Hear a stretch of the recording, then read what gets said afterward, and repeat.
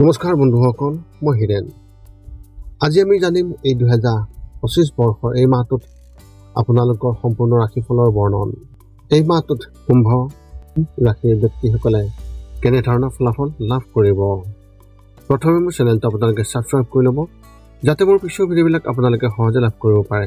লগতে মোৰ ভিডিঅ' যদি ভাল লাগে তেন্তে লাইক আৰু শ্বেয়াৰ কৰিব, কমেণ্ট কৰি আপোনালোকৰ মনোভাৱ প্ৰকাশ কৰিব। এতিয়া আহোঁ মূল বিষয়লৈ। আজি আমি জানিম এই 2025 বৰ্ষৰ এই মাহটোত সম্পূৰ্ণ ৰাশিফলৰ বৰ্ণন। আমাৰ সকলোৰে মনত এটা কৌতূহল আছে যে আগন্তুক মাহটো আমাৰ বাবে কেনেকুৱা হ'ব। বহু ধৰণৰ প্ৰশ্ন আমাৰ মনত উদয় হয়, যেনে ব্যৱসায় বা চাকৰিৰ ক্ষেত্ৰত অগ্ৰগতি হ'বনে নহয়, বা কিবা নতুন প্ৰত্যাহ্বানৰ সন্মুখীন হ'বলগীয়া হ'ব নেকি, এনেধৰণৰ বহুতো প্ৰশ্ন। সেয়েহে আপোনালোকক এই ভিডিঅ'টোৰ জৰিয়তে ৰাশি আৰু ৰাশিফলৰ ওপৰত ভিত্তি কৰি ৰাশিফলৰ ওপৰত বিভিন্ন গ্ৰহ আৰু নক্ষত্ৰমণ্ডলৰ প্ৰভাৱ আৰু গতিবিধিৰ বিষয়ে অধ্যয়ন কৰিছোঁ। এই কথা মনত ৰাখি আমি আপোনালোকক এই 2025 বৰ্ষৰ এই মাহটোত ৰাশিফলৰ মতে সঠিক মূল্যায়ন কৰিছোঁ, যাতে আপোনালোকে সেই অনুসৰি প্ৰস্তুতি চলাব পাৰে। আপোনালোকে এই ভিডিঅ'ত আপোনালোকৰ পৰিয়াল, আৰ্থিক, কেৰিয়াৰ, শিক্ষা, প্ৰেম আৰু স্বাস্থ্যৰ লগতে আৰু বিভিন্ন তথ্য আপোনালোকে এই ভিডিঅ'ত লাভ কৰিব। ইয়াৰ দ্বাৰা আপুনি জানিব পাৰিব যে আপোনাৰ ৰাশিফলৰ অনুসৰি কি কি প্ৰস্তুতি চলাব লাগিব। গতিকে আপোনাৰ ৰাশিফল অনুসৰি প্ৰস্তুতি চলাওক। অৱশ্যে আপোনালোকক এইটো জনা উচিত যে এই ভিডিঅ'টোত দিয়া যি তথ্য, এই তথ্য কোনো ব্যক্তি হিচাপে নহয়, ৰাশিফলৰ ওপৰত হোৱা যি প্ৰভাৱ, সেই প্ৰভাৱৰ বিবেচনা অনুসৰিহে এই ভিডিঅ'ত উল্লেখ কৰা হৈছে এই সকলোবোৰ তথ্য। গতিকে এনেদৰে আপুনি আপোনাৰ জীৱনত ঘটিব পৰা সকলো কথাৰ তথ্য লাভ কৰক। গতিকে কোনো পলম নকৰাকৈ এতিয়া আমি এই 2025 বৰ্ষৰ এই মাহটোত যি ৰাশিফলৰ বৰ্ণন, সেই ৰাশিফলৰ বৰ্ণন আপোনালোকক আগবঢ়াবলৈ আগবাঢ়িছোঁ। সৰ্বপ্ৰথম পাৰিবাৰিক জীৱনৰ ক্ষেত্ৰত এনেধৰণৰ। এই মাহটো আপোনাৰ পাৰিবাৰিক জীৱনৰ বাবে খুবেই ভাল হ'ব, কিন্তু কিছু কাৰণত ঘৰৰ দায়িত্ব আপোনাৰ ওপৰত পৰিব, কিন্তু আপুনি ভালদৰে পালন কৰিব। আপোনাৰ কাম আৰু আচৰণত আপোনাৰ পৰিয়ালৰ সদস্যসকলে সুখী হ'ব আৰু আপোনাৰ বুদ্ধিমত্তাৰো শলাগ লোৱা হ'ব। আপোনাৰ কোনোবা বন্ধুৱে আপোনাৰ পৰা কিবা এটা আশা কৰিব, কিন্তু আপুনি যদি সেইটোত গুৰুত্ব নিদিয়ে তেন্তে সম্পৰ্কত দূৰত্ব বৃদ্ধি পাব। সেয়েহে ইয়াৰ ওপৰত চকু ৰাখক আৰু আপোনাৰ যি ভাষণ বা যি কথা তাক আপুনি মধুৰ কৰি ৰাখিবলৈ চেষ্টা কৰক। চুবুৰীৰ কোনোবা এজনৰ লগত মতবিৰোধ হ'ব পাৰে। ব্যৱসায় আৰু চাকৰিৰ ক্ষেত্ৰত এনেধৰণৰ। ব্যৱসায়িক দৃষ্টিকোণৰ পৰা এই মাহত লাভৰ লগতে লোকচানো হ'ব। আৰম্ভণিতে কিছু নতুন চুক্তি হ'ব আৰু গ্ৰাহকসকলে আপোনাৰ ওপৰত সুখী যেন লাগিব, কিন্তু পিছৰ যি পৰিস্থিতি, সেই পৰিস্থিতিত আপোনাৰ ওলোটা হ'ব। এনে পৰিস্থিতিত শত্ৰুৱে আপোনাৰ ক্ষতি কৰিবলৈ ভাবিব। সেয়েহে আপুনি সজাগ হৈ থাকিব। আপোনাৰ চাকৰিটোত কাম বেছি হ'ব আৰু প্ৰত্যাহ্বান থাকিব, কিন্তু আপুনি সেইবোৰ ভালদৰে চম্ভালিব। বহুত কাম থাকিলেও আপুনি উপভোগ কৰিব আৰু সময়ৰ আগতেই আপুনি সম্পূৰ্ণ কৰিব।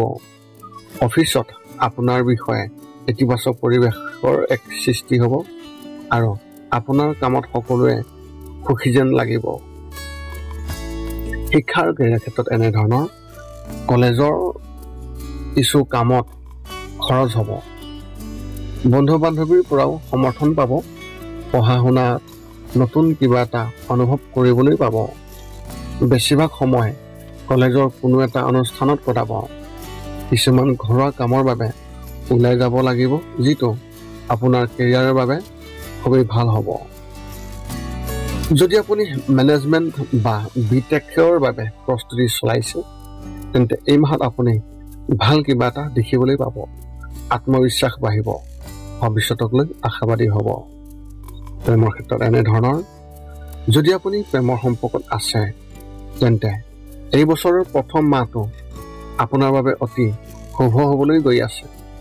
আপোনালোকে দুয়োজনে মিলি আপোনালোকৰ মাজত পাৰস্পৰিক বুজাবুজি বৃদ্ধি কৰিবলৈ চেষ্টা কৰিব আৰু বৃদ্ধি হ'ব আৰু কিছুমান কথাও আলোচনা কৰা হ'ব। সংগীৰ সৈতে নতুন কিবা এটা আৰম্ভ কৰাৰ কথাও ভাবিব পাৰে। যদি আপুনি বিবাহিত তেন্তে আপোনাৰ পত্নী বা স্বামীৰ সৈতে কিছুমান নতুন মুহূৰ্ত অনুভৱ কৰিবলৈ পাব। এই অভিজ্ঞতা আপোনালোক দুয়োৰে জীৱনত এক মধুৰ স্মৃতি হৈ থাকিব। আপোনাৰ সংগীৰ পৰাও কিছু উপহাৰ পাব পাৰে। সম্পৰ্ক বিচৰা ব্যক্তিসকলে আৰু বেছি সময় অপেক্ষা কৰিব লাগিব। স্বাস্থ্যৰ ক্ষেত্ৰত এনেধৰণৰ যদি আপুনি হাঁফানিৰ সমস্যাত আছে তেন্তে এই মাহত নিজৰ অতিৰিক্ত যত্ন লওক। সম্ভৱ হ'লে এবাৰ ডাক্তৰক পৰীক্ষা কৰাব লাগিব। ডায়েবেটিছ ৰোগীয়ে মিঠাই খোৱাৰ পৰা বিৰত থাকিব লাগিব, কাৰণ এই মাহত চেনিৰ মাত্ৰা বৃদ্ধি পাব পাৰে। মাহৰ তৃতীয় সপ্তাহত কিছু সমস্যাৰ বাবে মূৰৰ বিষৰ সমস্যা হ'ব পাৰে। আপুনি মানসিকভাৱে সুস্থ হৈ থাকিব আৰু আত্মবিশ্বাসো বৃদ্ধি পাব। যদি আপুনি নতুন কিবা এটা কৰাৰ কথা ভাবিছে তেন্তে এই মাহতে এই সকলোবোৰ কাম সম্পন্ন কৰাৰ শক্তি আহিব আৰু ভয় অন্ত পৰিব। আপোনাৰ এই মাহত শুভ সংখ্যা হিচাপে 7 আৰু শুভ ৰং হিচাপে আপুনি এই মাহত ধূসৰ ৰং ব্যৱহাৰ কৰিব। কুম্ভ ৰাশি ব্যক্তিসকলৰ বাবে এক বিশেষ তথ্য। সম্ভৱ হ'লে এই মাহত যিকোনো ধৰণৰ গধুৰ ওজন তুলি লোৱাৰ পৰা বিৰত থাকক, কিয়নো ইয়াৰ ফলত আপোনাৰ পেশীত অলপ কষ্ট পাব পাৰে। গতিকে ইয়াৰ যত্ন যিমান পাৰে যত্ন লওক, নহ'লে সমস্যাটো ডাঙৰ হ'ব পাৰে। এতিয়া আপুনি সকলো তথ্য লাভ কৰাৰ পিছত এই 5টা কাম কৰিবলৈ আপুনি যিমান পাৰে চেষ্টা কৰক।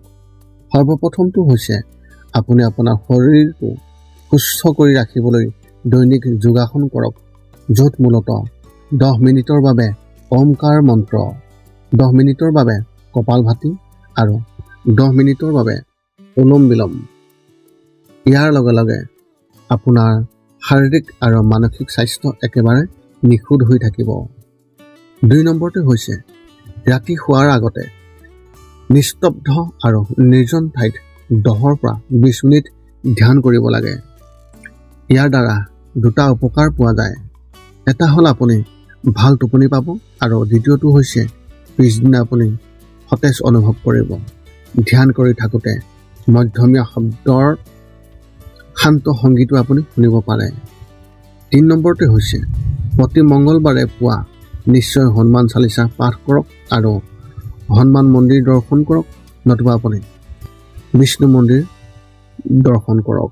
ইয়াৰ দ্বাৰা আপোনাৰ আৰু আপোনাৰ পৰিয়ালৰ যিকোনো সদস্যৰ সংকট দূৰ হ'ব আৰু সদায় সুখ আৰু শান্তি থাকিব। 4 নম্বৰটো হৈছে ঘৰৰ বাহিৰত গৰু আৰু কুকুৰক প্ৰতিদিনে আপুনি পাৰিলে খাদ্য খুৱাব লাগে। খাদ্য খোৱা আৰু যদি পাৰে চৰাই চিৰিকটি আদিকো খাদ্য আৰু পানীৰ যোগান ধৰক। এই পৃথিৱীখন যিমান আমাৰ সিমানেই সিহঁতৰো। নিতৌ ইহঁতক খুৱাই আমি তেওঁলোকৰ পৰা এক আশীৰ্বাদ লাভ কৰিব পাৰোঁ আৰু আমাৰ ওপৰত থকা গ্ৰহবোৰৰ কুপ্ৰভাৱ দূৰ হ'ব। সদশেষত 5 নম্বৰটো হৈছে আপুনি পাৰিলে মাজে মাজে চৌপাশৰ দুখীয়া ব্যক্তিসকলক আপুনি পাৰিলে সহায় কৰক আৰু ভোকাতুৰ ব্যক্তিসকলক আপুনি পাৰিলে খুৱাবলৈ চেষ্টা কৰক। এই আছিল কুম্ভ ৰাশি ব্যক্তিসকলে এই 2025 বৰ্ষৰ জানুৱাৰী মাহটোত লাভ কৰিবলগীয়া সম্পূৰ্ণ ৰাশিফলৰ বৰ্ণন। যদি আপোনাৰ মনত এতিয়াও জ্যোতিষ সম্বন্ধীয় কিবা প্ৰশ্ন আছে তেন্তে আপুনি আমাক এই ভিডিঅ'ৰ তলত কমেণ্ট কৰি আমাক অৱগত কৰক আৰু আমি আপোনালোকৰ প্ৰশ্নৰ উত্তৰ সকলো সময়তে দিবলৈ আমি সকলো সময়তে সাজু আছোঁ। পুনৰ লগ পাম অন্য এটা ভিডিঅ'ত। আজিলৈ ধন্যবাদ।